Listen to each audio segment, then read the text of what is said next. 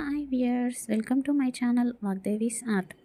ఈరోజు ఈ వీడియోలో ఇంట్లో ఉన్న నెగిటివ్ ఎనర్జీ తొలగడానికి యోగిని ఏకాదశి రోజు ఎలాంటి పరిహారాన్ని ఆచరించాలి, అలాగే దొంగల భయం, శత్రు బాధలు, దారిద్ర బాధలు, పాపాలు నశించడానికి ఏ మొక్కను మనం నాటాలో చూద్దాము.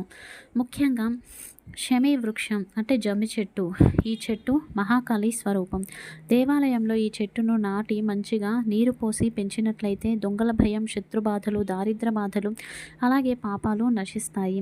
గణేష పురాణంలో ప్రకారం ఈ వృక్షం గురించి వివరించబడింది. పూర్వంలో ఔరుడు అనే ఒక బ్రాహ్మణుడు ఉండేవాడు. అతని కూతురు పేరే శమైక. అతనికి కూతురికి వివాహం చేయాలని నిశ్చయించుకున్నాడు. అప్పుడు జోముడి యొక్క కుమారుని పేరు మందారుడు. అతనికిచ్చి వివాహం జరిపించాలని అనుకుంటాడు. ఇక ఆ మందారకుడి గురువు పేరే సౌరకుడు. ఇక ఈ ఔరుడు వెళ్ళి నా పుత్రికను వివాహం జరిపించాలి అని చెప్పేసి జోముడిని, సౌరకుడిని అడుగుతాడు. ఇక ఇరు కుటుంబాల వారు ఒప్పుకోవడంతో, గురువు కూడా అంగీకరించడంతో వివాహం జరిపిస్తారు. కొత్తగా పెళ్ళైన జంట ఒక దగ్గర ఆశ్రమాన్ని ఏర్పాటు చేసుకొని ఆటపాటలతో జీవిస్తూ ఉంటారు.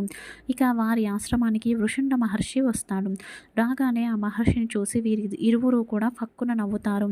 ఎందుకు అంటే ఆ మహర్షి గణపతి సాధన చేసి అతని ముఖం నుండి తొండం మొలిచింది. సో ఇక అతను వృషుండ మహర్షికి కోపం వచ్చి వారిద్దరికీ శాపం పెడతాడు. మీరిద్దరూ మొక్కలై పడుండుగాక, మీ వృక్షాలపైన ఎలాంటి పక్షులు కూడా వచ్చి వాలవు అని చెప్పేసి శాపం పెడతాడు. ఇక వారిద్దరూ కూడా ఆ మహర్షిని క్షమాపణలు కోరుకోవడంతో మీకు తొండం కలిగిన దేవుడి వలనే అనుగ్రహం అనేది లభిస్తుంది అని చెప్పి వెళ్ళిపోతాడు. ఇక ఆ విధంగా శమీ వృక్షంగా, మందారుడు మందార వృక్షంగా ఉండిపోతారు. ఇక ఇదంతా తెలుసుకున్న ఔరుడు, జోముడు, సౌరకుడు వినాయకుడిని పూజిస్తారు. వినాయకుని ప్రార్థన చేయగానే వినాయకుడు ప్రత్యక్షమవుతాడు. అయితే నేను ఆ శాపాన్ని తొలగించలేను, కానీ ఈ మొక్కలకు అతీత శక్తులను ఇవ్వగలను అని చెప్పేసి చెప్తాడు విఘ్నేశ్వరుడు. లేవగానే ఎవరైతే శమీ వృక్షాన్ని చూస్తారో వారికి విఘ్నాలు తొలగుతాయి, రోగ భయాలు దూరం అవుతాయి, జీవిత భాగస్వామి లభిస్తుంది, సంతానము కలుగుతుంది, కోరికలు నెరవేరుతాయి, పశు సంపద ప్రాప్తిస్తుంది అని చెప్తాడు. ఇక మందార వృక్షం కాండంతో ఎవరైతే గణపతి మూర్తిని చేసి ఇంట్లో పెట్టుకుని పూజిస్తారో వారి ఇంట్లో అలక్ష్మి అంటే దారిద్ర దేవత ఉండదు, అపమృత్యు దోషాలు ఉండదు, అగ్ని చోర భయాలు ఉండవు అని చెప్పేసి విఘ్నేశ్వరుడు అంటే ఆ వినాయకుడు ఈ విధంగా శమీ వృక్షాలకి, మందార చెట్టుకి శక్తులను ప్రసాదించాడు. మనకి రామాయణంలో కూడా రాముడు సీతాదేవిని తీసుకురావడానికి, రావణుడితో యుద్ధం చేయడానికి ముందుగా ఆయుధాలను ఇక్కడ సమర్పించి శమీ వృక్షాన్ని పూజించి వెళ్ళినట్టుగా చెప్తున్నాయి.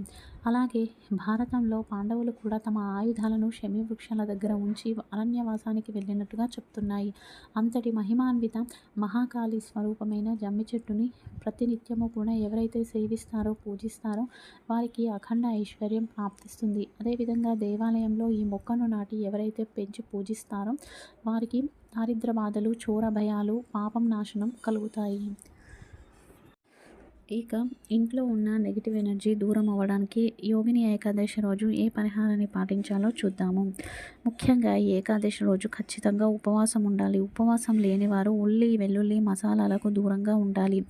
ఇక ఒక గాజు గ్లాసులో మంచినీరు తీసుకొని అందులో పసుపు, పచ్చకర్పూరము వేసి దాని ఎదురుగా కూర్చొని కళ్ళు మూసుకొని ఓం నమో భగవతే వాసుదేవాయ, ఓం నమో భగవతే వాసుదేవాయ అనే మంత్రాన్ని 108 సార్లు జపించండి. అలాగే ఓం క్లీం కృష్ణాయ నమః, ఓం క్లీం కృష్ణాయ నమః అనే నామాన్ని కూడా 108 సార్లు జపించండి. ఈ విధంగా జపించిన తర్వాత ఆ నీరు పవిత్రమైపోతుంది, మంత్రపూరితమైపోతుంది. ఆ నీటిని ఇల్లంతా చిలకరించండి. మీ ఇంటి సింహద్వారం పైన కూడా చిలకరించండి. ఎక్కడైతే అనవసరమైన సామాన్లు పెడతారో అక్కడ కూడా చిలకరించండి. గడప మీద చిలకరించండి. ఎక్కువ చీకటి ఉన్న ప్రదేశాల్లో కూడా ఈ నీటిని చిలకరించండి. ఈ విధంగా యోగిని ఏకాదశి రోజు ఈ పరిహారాన్ని ఆచరించినట్లయితే ఇంట్లో ఉన్న నెగిటివ్ ఎనర్జీ తొలగిపోతుంది. ఇది ఈరోజు video. Thank you for watching.